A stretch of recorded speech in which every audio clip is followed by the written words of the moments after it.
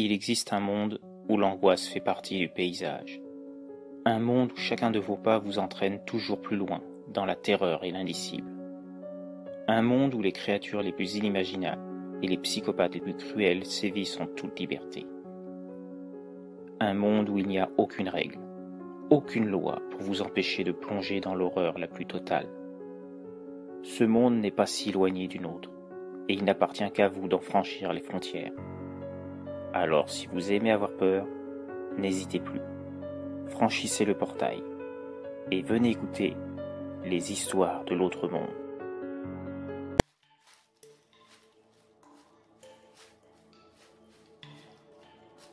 Bonjour à vous, chères créatures.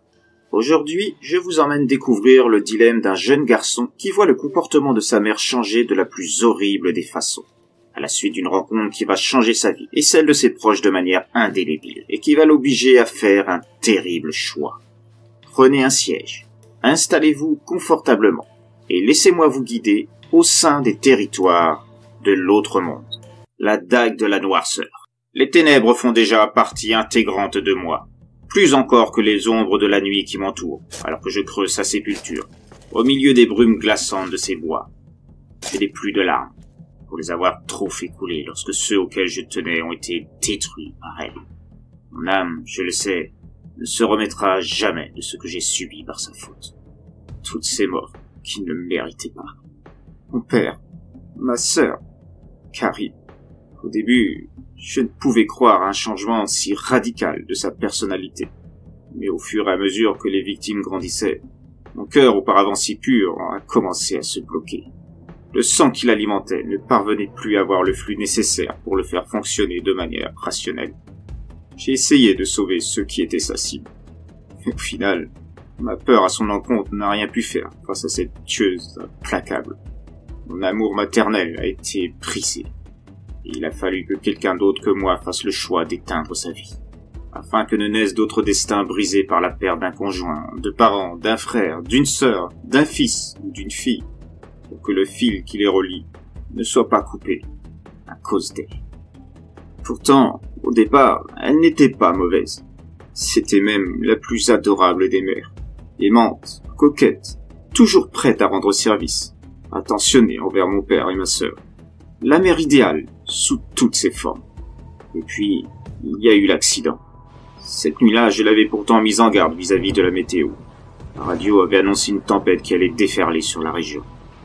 Mais son bon cœur, son inquiétude au sujet de son père qui était seul dans sa maison et qui lui avait exprimé sa dépression au téléphone quelques heures avant, ont eu raison de sa prudence.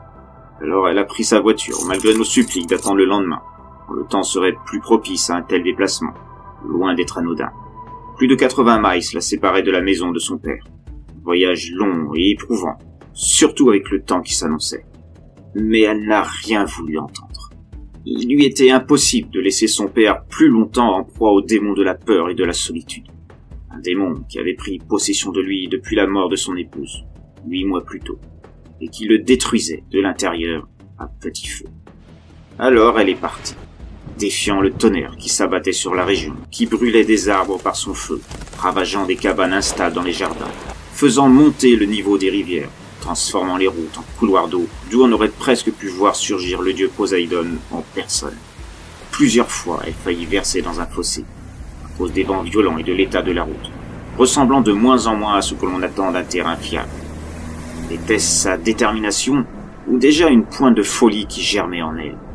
Toujours est-il qu'elle semblait à ce moment-là protégée par un ange gardien invisible. Comment je peux savoir tous ces détails, me direz-vous? Tout simplement parce que j'étais assez fou, moi aussi, pour l'accompagner. Suivant les recommandations de mon père qui n'était pas à la maison ce soir-là, bloqué par la tempête sur son lieu de travail, car étant plus prudent que quiconque.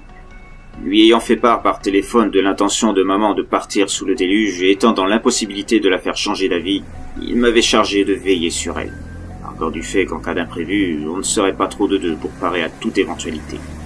Et puis ça doublerait les chances d'appeler à l'aide. Je vous ai déjà dit qu'elle avait le cœur sur la main. C'est à cause de ça que tout est arrivé. Sur le chemin, à la sortie d'un bois, à moitié enfoncé dans un talus, il y avait un autre véhicule. Un homme au volant semblant inanimé. alors qu'à ses côtés, une jeune fille d'une vingtaine d'années le secouait dans tous les sens, les larmes aux yeux. Ma mère a arrêté la voiture sur le bas-côté, bravant la tempête pour tenter de secourir l'homme et la fille. Et là, tout s'est enchaîné. Ne pouvant ouvrir la portière côté conducteur qui semblait bloquée, elle s'est alors dirigée vers l'autre porte.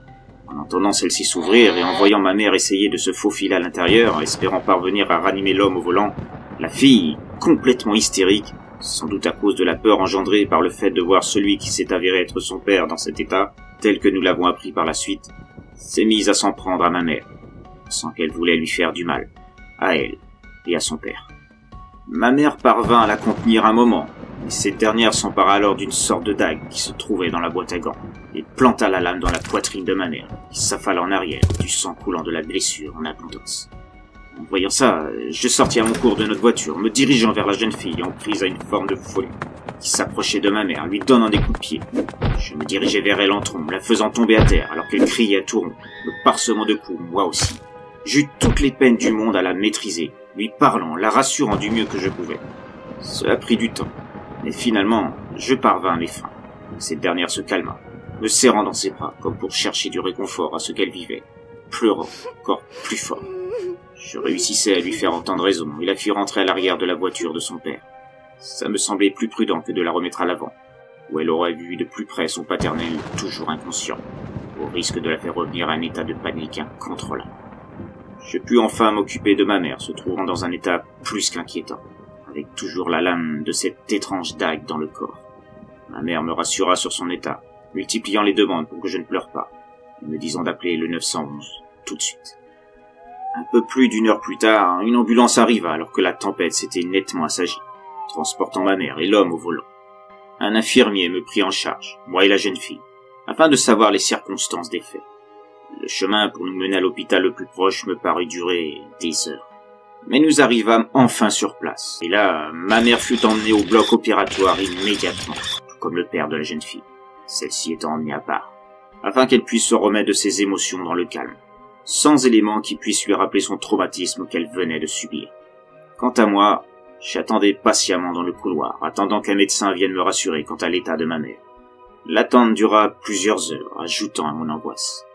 Puis une infirmière vint à ma rencontre, m'assurant que ma mère était sortie d'affaire, mais qu'elle devrait faire l'objet d'un repos et d'une surveillance prononcée pour plusieurs jours, avant que je sois autorisé à la voir. Je comprenais, et j'acquiesçais de la tête, incapable de prononcer le moindre mot. C'est une patrouille de police qui me ramena chez moi, après avoir enregistré ma déposition, leur ayant assuré que je préférais le faire maintenant pendant que j'étais encore en état de parler.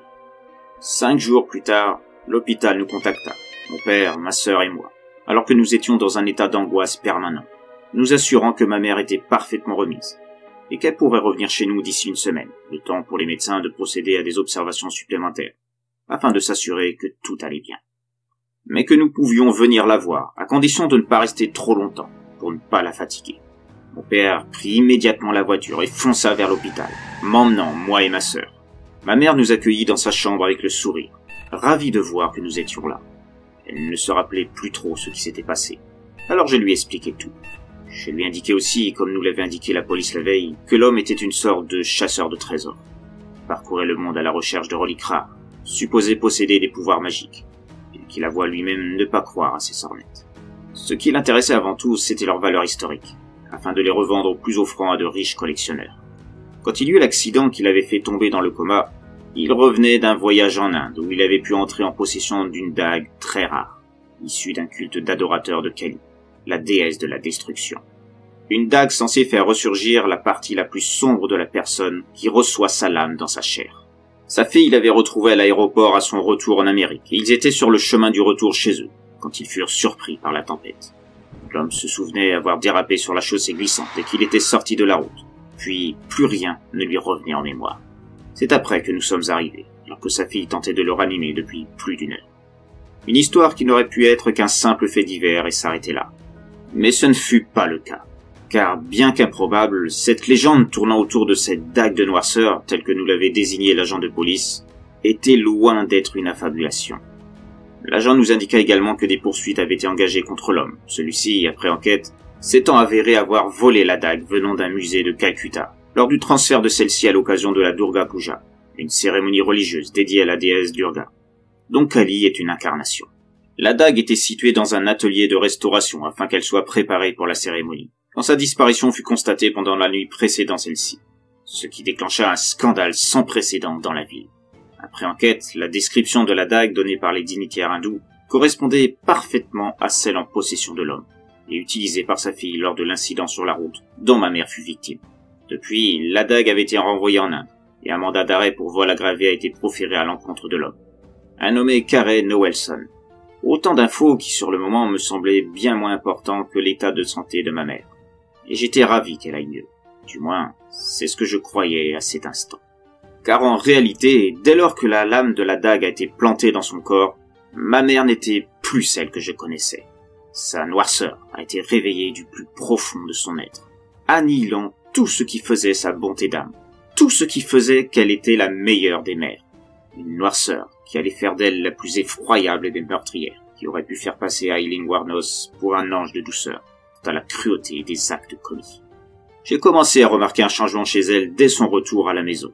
Mais en fait, j'appris par la suite que son comportement empli de méchanceté s'était déjà amorcé au sortir de son opération, à l'hôpital. Les infirmières chargées de lui prodiguer ses soins journaliers, ou le personnel apportant ses repas faisant les frais de ses accès de colère gratuits pour des broutilles. Par exemple, une infirmière frappée en changeant le cathéter de son bras, une autre insultée parce qu'elle avait ouvert les volets de la fenêtre de sa chambre, ou encore un interne ayant reçu un plat dans la figure parce qu'il était trop chaud.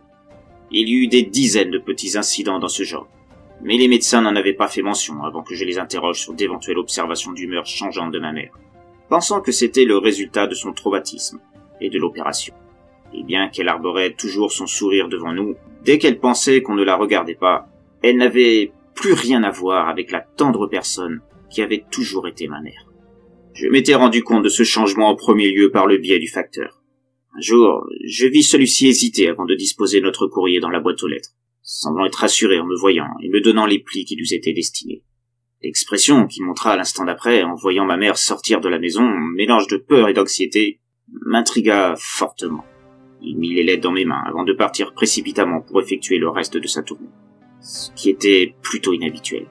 Le vieux Trevor avait l'habitude de discuter longuement avec ma mère habituellement, faisant partie d'un petit jeu de séduction amicale entre eux. Trevor la complimentant toujours sur sa beauté et ses tenues, ce qui avait pour effet de la faire rougir, et elle de rétorquer que si elle n'avait pas été aussi âgée, elle l'aurait inscrit sur sa liste de prétendants, quand elle serait au paradis. Car pour l'instant, elle n'avait qu'un seul homme dans sa vie, et c'était son mari. Ce qui n'empêchait pas Trevor de recommencer chaque jour son petit jeu. Ma mère s'était habituée à ce petit rituel, et trouvait de nouvelles réparties à lui adresser. J'ai eu l'occasion d'assister à leur petit jeu, et je voyais le sourire qui s'affichait sur chacun des deux pendant qu'ils s'y adonnaient. Mais là, ce n'était plus du tout la même ambiance. Trevor avait clairement peur de ma mère, pour une raison que je ne comprenais pas. J'ai tenté un jour de lui demander pourquoi il ne jouait plus, en référence à leur petit rituel. Mais il me dit qu'il était trop vieux pour continuer à faire ce genre de petits jeux, que ce n'était plus de son âge, et surtout, qu'il ne voulait surtout plus contrarier en quoi que ce soit ma mère. Ces dernières paroles furent celles qui m'interrogèrent le plus. Ce n'était même plus de la peur qu'il ressentait, c'était de la terreur. C'est ça. Trevor était complètement terrorisé, rien qu'à la vue de ma mère. J'ignorais ce qui s'était passé entre eux, et quelles paroles avait bien pu dire ma mère pour mettre ce brave facteur dans cet état. Mais visiblement, cela le mettait mal à l'aise, rien que d'en parler. Une semaine plus tard, j'appris même que Trevor avait demandé sa mise à la retraite anticipée, sans donner d'explication à ses supérieurs. Et d'autres petits trucs du même genre se passèrent par la suite avec les voisins, avec qui on faisait souvent des barbecues ou des petites soirées. Et du jour au lendemain, plus rien. Plus d'invitations. Plus de sourires radieux alors qu'ils étaient occupés à tondre le gazon. Plus de petits cadeaux. C'est comme si, d'un seul coup, on était devenus des étrangers pour eux, voire des pestiférés, qu'il ne fallait surtout pas approcher.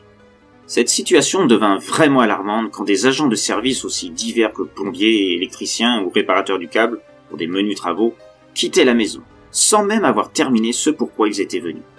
Mais ce qui suivit devint bien pire. Ma sœur devint involontairement le déclencheur dans l'escalade de ce changement chez ma mère. Il faut savoir que Cheryl était très populaire dans son lycée, entendez par là très courtisée par les garçons. Mais elle ne s'intéressait plus à eux depuis un moment, et ce, pour une bonne raison. Elle préférait les filles, mais n'osait pas en parler à nos parents. J'étais le seul à être dans la confidence. Moi et 2 de ses amis, dont le geek du lycée, passionné par tout ce qui a trait à la technologie. Détail important, car c'était aussi un de mes amis. Et c'est grâce à lui et ses connaissances, et surtout son sens très aigu de l'amitié, que la fin de cette histoire a eu une issue favorable pour moi. Le deuxième ami de ma sœur à être au courant était en fait une amie. Bien plus qu'une amie en fait. Vous l'aurez compris, c'était celle dont ma sœur était amoureuse. Elle s'appelait Karine, et n'avait d'yeux que pour ma sœur. Leur relation a débuté comme beaucoup. Elles étaient dans la même classe, avaient les mêmes goûts, et se sont très vite trouvées nombre d'affinités.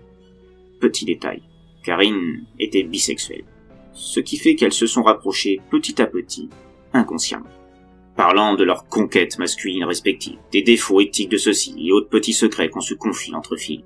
Leur complicité était telle qu'elles ne pouvaient concevoir une journée l'une sans l'autre.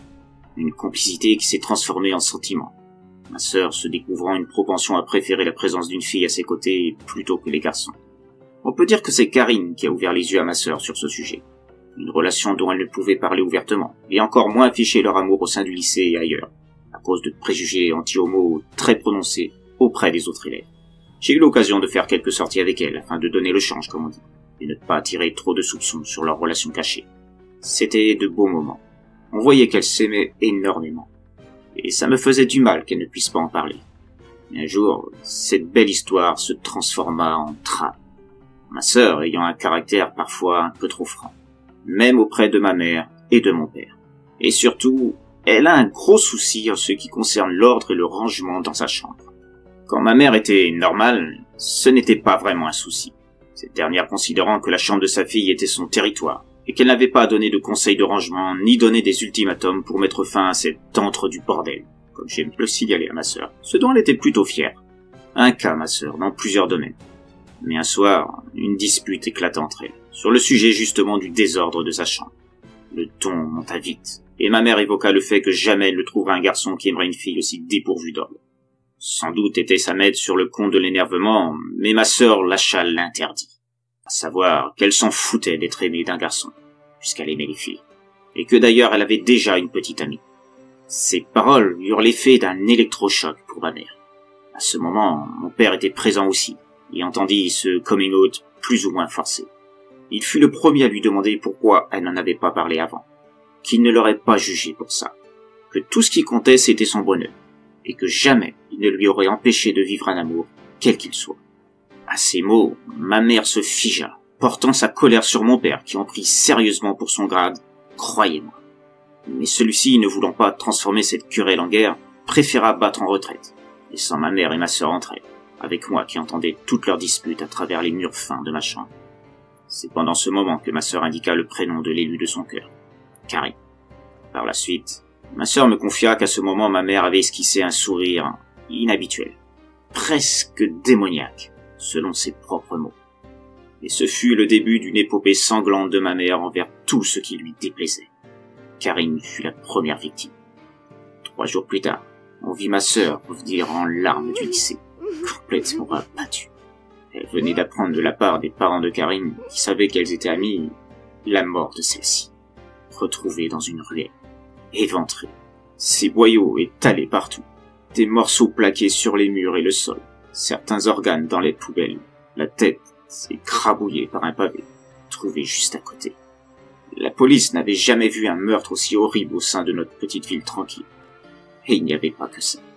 Sur l'un des murs, écrit avec le sang de Karine, des propos haineux signifiant les préférences sexuelles de Karine. La nature de l'inscription fut cachée aux médias pour éviter un scandale, et surtout pour protéger ma sœur qui avoua sa relation avec Karine à la police et aux parents de celle-ci.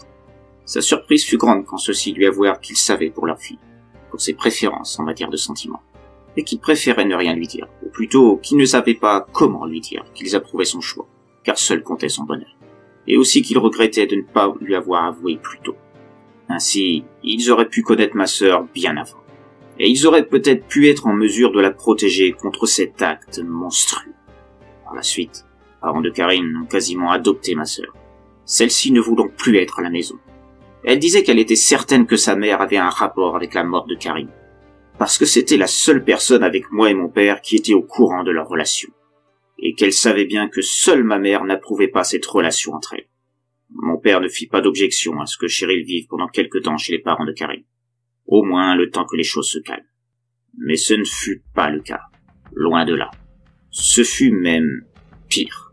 Une semaine après que Cheryl se fut installée chez les parents de Karine, la relation entre ma mère et mon père devint catastrophique. Mon père lui reprochant le départ de Cheryl et aussi qu'il trouverait curieux la mort de Karine, alors que seule notre famille était au courant de leur relation. Ça sonnait presque comme une accusation.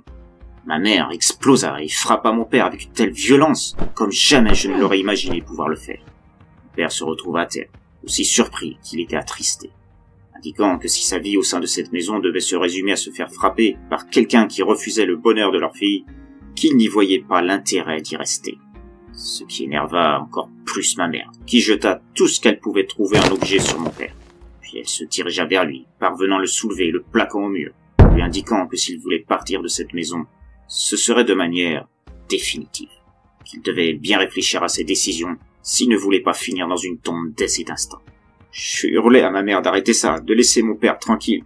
Je ne savais pas qui elle était, mais que ce n'était pas ma mère qui était devant moi. Elle me regarda alors avec une expression qui me glace encore d'effroi quand j'y repense. Un regard froid, dénué de toute humanité, comme si elle était prête à me tuer moi aussi, parce que je défiais son autorité. J'avais tellement peur que je tournais les talons et me réfugiais dans ma chambre, avec cette peur que cet inconnu qui était devenu ma mère en vienne à tuer mon père.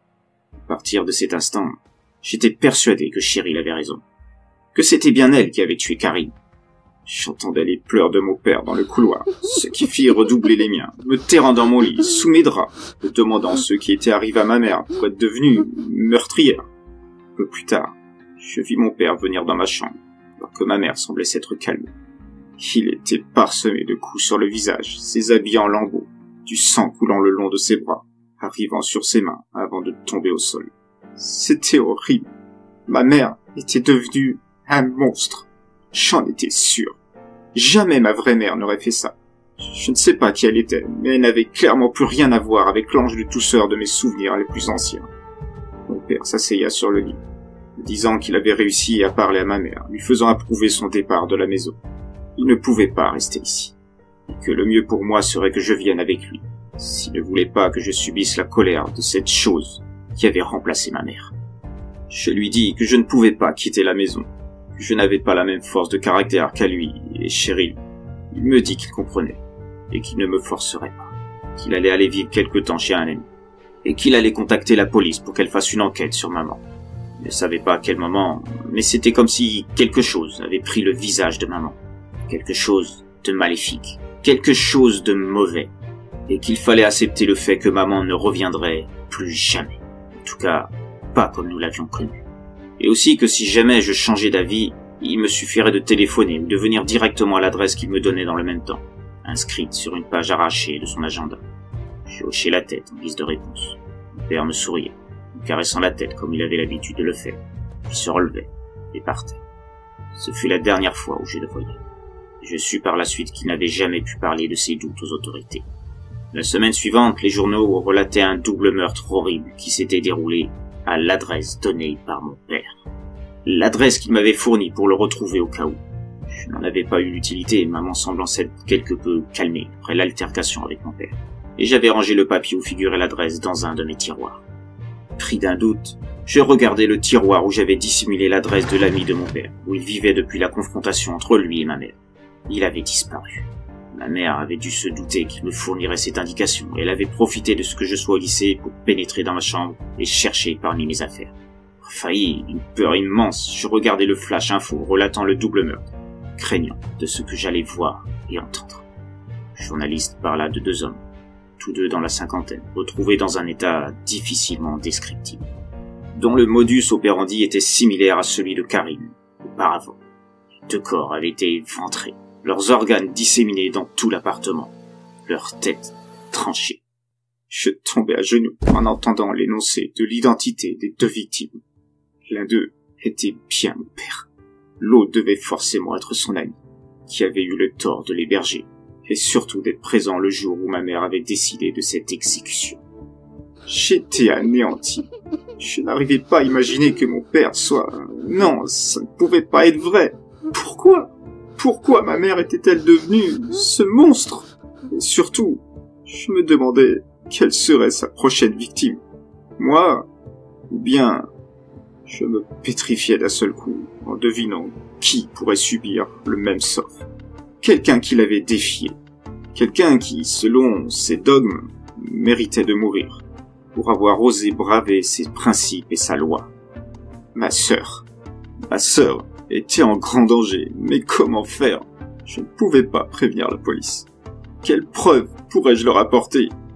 Et je ne pouvais pas prévenir ma sœur non plus.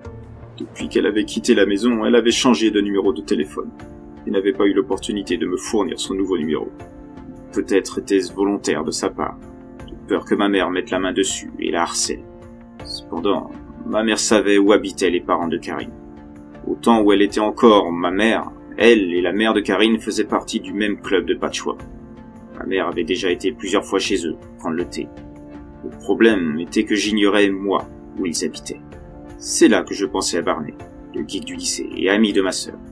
Lui saurait comment trouver leur adresse. Je savais qu'elle ne figurait pas sur les annuaires téléphoniques, étant en liste spéciale, pour ne pas que leur numéro et leur lieu d'habitation soient visibles à tous. Mais Barney, lui, saurait la trouver. Le jour suivant, je disais à Barney que j'avais besoin qu'il me rende un service. Acceptant d'emblée, car on ne peut rien refuser à un ami, selon ses mots, il fut cependant surpris de ma demande de vouloir connaître l'adresse des parents de Karine, pensant que Cheryl l'avait fait. Je lui indiquai qu'en fait, je n'avais pas de nouvelles d'elle depuis qu'elle était partie de la maison et avait emménagé chez les parents de Karine. Et à dire la vérité, cela m'inquiétait, sans lui dire ce qui en était exactement en ce qui concerne ma mère. Je sentis qu'il paraissait suspicieux, se demandant si ça avait un rapport avec la mort horrible de mon père. Je lui promis que je lui dirais tout, une fois que je serais sûr que Cheryl serait en sécurité. Tout comme les parents de Karine, qui étaient eux aussi en danger, si je n'obtenais pas cette adresse. J'avais besoin de leur parler, de les prévenir de la menace qui pesait sur eux, et que dès que ce serait fait, je lui expliquerais tout en détail. Mais que pour l'instant, je préférais qu'il n'en sache pas trop, afin que lui aussi ne soit pas mis en danger. Barney sembla réfléchir un instant, encore un peu dans le doute. Et puis, finalement, ajouta qu'après tout, ce n'était pas son problème de savoir ce que je voulais faire de cette adresse. Un ami est un ami. Et un ami, ça rend service sans chercher à savoir ou à comprendre. Et que je pouvais compter sur son assistance. Après les cours, on se rendrait chez lui, et il a créé le service approprié pour trouver l'adresse et me la fournir. Je le remerciai, et nous partîmes en cours. À la fin de la journée, je suivais donc Barney chez lui, on montait jusque dans sa chambre. Un vrai repère de geek avec au moins une dizaine d'ordi, des étagères remplies de jeux vidéo, de mangas, de boîtes de logiciels dont je n'avais jamais entendu parler, et un gros poster de Matrix au-dessus de son lit. Il s'installa immédiatement au plus gros des ordinateurs et se connecta sur un site dont je serais incapable de vous dire où on pouvait le trouver, n'étant pas moi-même trop expert en la matière. Raison pour laquelle l'aide de Barney m'était indispensable. Et il fut fidèle à sa réputation. Jamais vu quelqu'un taper aussi vite sur un clavier de toute ma vie. Même le prof d'informatique était un escargot en comparaison. Mais au bout de seulement quelques minutes, il inscrivit l'adresse sur un bout de papier qu'il me tendit, le sourire aux lèvres, satisfait de m'avoir aidé, et me faisant promettre de l'inviter pour un repas XXL au McDo dans la semaine, ce que j'acceptais sans même hésiter. Je le remerciai, et partais immédiatement sur le lieu indiqué sur le papier, laissant Barney à ses occupations habituelles d'hacker et de gamer de génie. Je crois que je n'ai jamais couru aussi vite que cette fois-là. La fois envahi par la crainte d'arriver trop tard, la joie de revoir ma sœur que je n'avais pas vue depuis plusieurs semaines, et la peur d'être pris pour un fou en racontant mes doutes. Enfin, j'étais pratiquement sûr que ma sœur me croirait, que c'est elle qui m'a plus ou moins aiguillé sur la piste de maman en tant que meurtrière probable de Karine. Je parcourais la ville, prenant le bus, courant, sautant par-dessus les balustrades se trouvant sur mon chemin, pour arpenter des raccourcis, afin d'arriver à mon but, avant que ma mère n'ait eu l'idée d'éliminer ses prochaines cibles. Puis je parvins enfin à l'adresse indiquée. Et immédiatement, je fus saisi par le silence oppressant qui se dégageait des lieux. Je sonnai, mais il n'y eut aucune réponse. Je cognai alors sur la porte, sur les carreaux de plusieurs fenêtres, sans que j'aie la moindre réponse. Pas vraiment rassuré, je tournai la poignée de la porte. Celle-ci n'était pas fermée à clé. J'entrai alors dans la demeure. Le silence qui y régnait était encore plus inquiétant qu'au dehors. Je n'aimais pas ça. J'avais le sentiment de tomber sur un spectacle morbide. Et ça me terrifiait encore plus. C'est là qu'une odeur me saisit les narines. Une odeur de mort et de pourriture. Le courage fondait à vue d'œil à mesure que j'avançais, l'odeur devenant de plus en plus forte, À chaque pas, je m'approchais de ce qui semblait être le grand salon. C'est de là que venait cette odeur. Je m'accrochais à l'espoir de ne pas y trouver ce que je craignais. Je continuais d'avancer malgré tout, emporté par un désir malsain de curiosité et de besoin de savoir. L'odeur était devenue insupportable. Je masquais mon nez avec un pan de mon sweat. Mais même ça ne parvenait pas à complètement empêcher les effluves d'entrer dans mes narines. Puis j'arrivais à la pièce tant redoutée. Et je ne pouvais même pas imaginer un spectacle plus horrible que celui qui était en face de moi. Je ne savais pas combien de temps je parviendrais à retenir mes larmes. Je sentais que si je me lâchais, celles-ci se déverseraient en torrent, tellement la douleur qui m'assaillait était d'une ampleur allant au-delà de tout entendement humain. Je voyais les parents de Karine placardés sur les murs, comme on le fait avec des papillons, leur ventre ouvert de bas en haut. D'où sortaient leurs entrailles, où s'étaient déjà agglutinés mouches et vers en quantité non dénombrable, tellement il y en avait. Leurs bras étaient fixés à plusieurs endroits par des piquets en bois, comme on le faisait au Moyen-Âge sur les ports des pestiférés, ou ceux qu'on soupçonnait de sorcellerie. Leurs têtes avaient été tranchées et positionnées sur la table du salon tels des trophées de chasse, pourrissant visiblement sur place, montrant qu'ils avaient été tués depuis plusieurs jours, bien avant ma venue. Il y avait plusieurs bocaux contenant du sang sur la table aussi, verres, bols, mugs, présentés comme s'il s'agissait d'une exposition sataniste. Partout où je regardais, je ne voyais que morceaux de chair, boyaux, organes coupés en deux, fixés sur des meubles en évidence. Mais je ne voyais pas Cheryl. Quelque part, cela me rassurait. Je me disais qu'elle avait pu échapper à ce massacre en règle, qu'elle avait pu s'enfuir quelque part, ayant pu fuir cette furie qui avait autrefois été ma mère. Puis le silence fut rompu par une voix que je ne connaissais que trop bien. Par le passé, elle me rassurait, m'aidait à m'endormir, inspirait ma confiance. Aujourd'hui, elle était synonyme de terreur absolue. Franchissant la porte d'une pièce adjacente au salon où je me trouvais, ma mère apparaissait, le sourire aux lèvres, portant une hachette. Celle qu'on utilise pour couper les os des membres de gibier tels que lapins, chevreuils ou je ne sais quoi encore. Sauf que là, le gibier, c'était moi. Ma mère fit un signe du doigt, désignant le plafond, toujours souriante. Je n'osais pas regarder. Mon instinct me disait qu'il ne fallait surtout pas que je regarde. Mais la nature curieuse de l'homme fait qu'on ne fait pas toujours ce que le bon sens nous prescrit. Et je regardais au plafond. Et là, je ne pouvais plus tenir sur mes jambes, au vu de la vision qui s'offrait à moi. Ma sœur, Cheryl, elle était bien là finalement, attachée au lustre, les bras en croix. Son visage avait été arraché, ne laissant que de la chair en putréfaction à la place, ravagé par une armée d'insectes nécrophages. Ses habits arrachés pour laisser son corps nu à découvert, si on pouvait encore appeler ça un corps. Ses organes pendaient comme les fils d'une marionnette macabre. Ses bras et ses jambes avaient été découpés sur toute leur longueur, laissant voir les os du squelette, dégarnis de la chair devant les recouvrir. Il n'y avait même plus une goutte de sang apparente, quelle que soit la partie que je voyais. Ce qui voulait dire que le sang dans les récipients sur la table, je croyais provenir des parents de Karine, était celui de Cheryl. Cette fois, je ne pouvais plus retenir mes larmes. Je m'effondrais, submergé par la peine et la douleur, pendant que j'entendais ma mère rire aux éclats tout en s'avançant vers moi, lentement, mais inexorablement, jouant avec la hachette qu'elle tenait en main, me faisant passer d'une main à l'autre, et ayant toujours ce sourire de débande sur son visage. Je ne pouvais même plus bouger. J'étais tétanisé par la peur. Mon corps ne m'obéissait plus, quoi que je veuille faire. Je savais que j'allais parachever son chef-d'œuvre. Je serais la dernière pièce de son jeu de mort, son tableau morbide achevant cette pièce de théâtre qu'était son goût du carnage. La dague. Je ne sais pas pourquoi j'y ai repensé à ce moment-là, sans tout le désespoir ou un éclair de lucidité inutile au vu du sort qui m'attendait. Mais j'étais certain que la dague était l'élément qui avait fait basculer ma mère du statut d'ange à celui de créature démoniaque, dépourvue de toute humanité en elle. Oui, c'était évident. C'était la dague de Kali, celle qui faisait ressortir la pire partie de l'être humain en lui. Une dague de noirceur, capable de transformer les hommes en créatures viles et implacables, complaisant dans le meurtre et la violence, dans le sang et les entrailles offertes à un dieu invisible mais omniprésent. l'esprit de Kali, la déesse de la destruction. Celle pour qui tout doit devenir souffrance.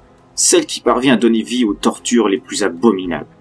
Devant moi se trouvait son disciple, son réceptacle en ce monde. Le symbole même de la noirceur la plus totale. Et elle allait faire de moi la touche ultime de sa toile sanguinaire.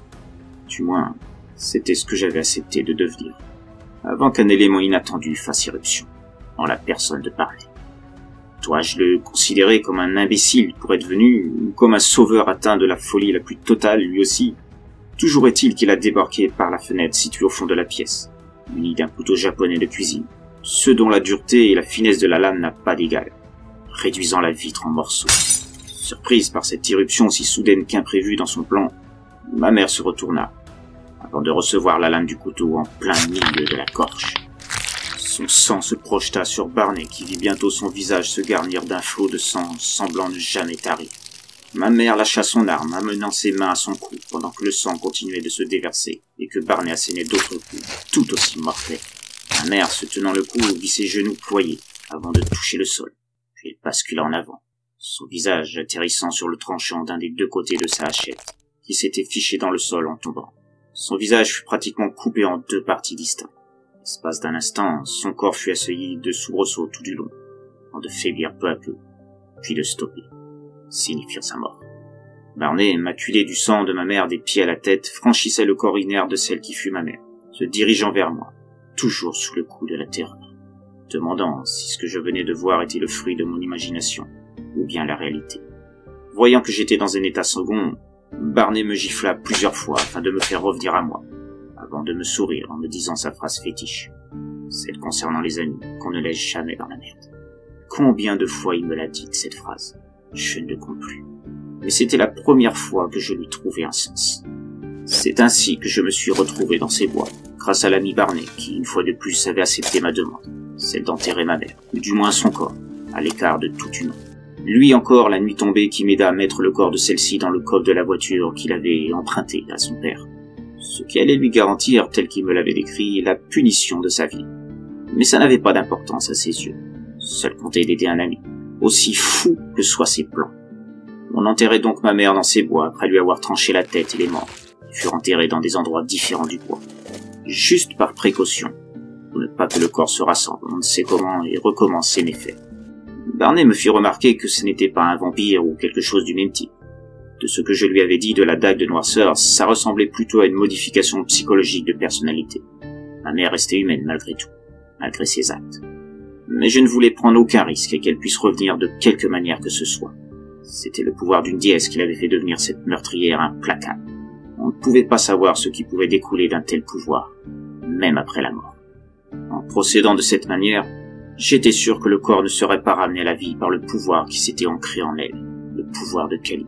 Les dieux, les déesses, tout ça pour moi c'était des foutaises, tout comme les zombies, les loups-garous et tout le reste du bestiaire fantastique connu. Mais c'était avant qu'une simple dague, emplie du pouvoir d'une déesse, fasse de ma mère cette chose, cet instrument de mort, sans la moindre pitié ni compassion. C'était avant que mon père, ma sœur, Karine et ses parents ne subissent ces actes de plein fouet et de la pire des façons.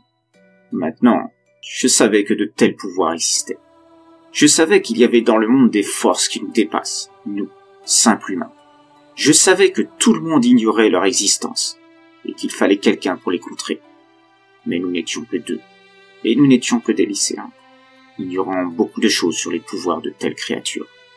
Car si cette expérience m'a bien appris quelque chose, c'était que ce cas n'était certainement pas isolé.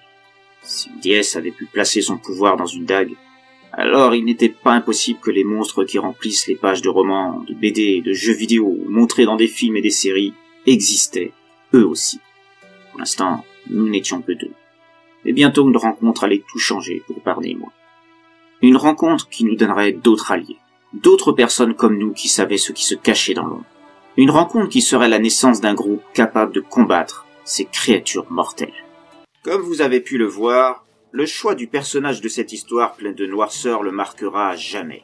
Car il n'y a rien de plus dur que de devoir contrer les agissements de l'une des personnes que l'on aime le plus, et à qui l'on doit la vie. Mais selon vous, qu'est-ce qui est le plus terrible?